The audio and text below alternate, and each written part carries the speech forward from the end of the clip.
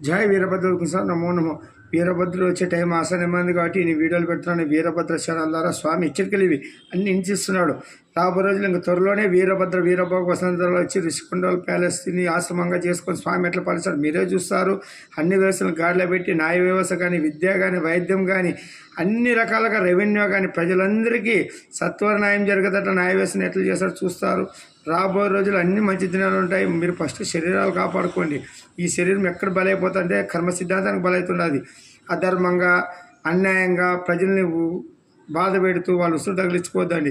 ముఖ్యంగా మాంసం ఒక జీవన సంపద తినడం శరీరం కర్మకు బలవుతుంది. మీరు ఎన్ని పూజలు చేసినా, ఎన్ని వ్రతాలు చేసినా, ఎన్ని మాలలు వేసినా మీ శరీరాన్ని శ్మశానం చేసుకున్నంత ఏ పూజలు ఫలితాలు ఉండవు. నువ్వు ఎన్ని పుష్కరాలు చేసినా, ఎన్ని కాశీకి పోయినా, నువ్వు ఎక్కడికి పోయినా, ఎన్నిసార్లు దేవస్థానం ఆమాసమాసకు పోతా ఉన్నా ఏ లాభం ఉండదు.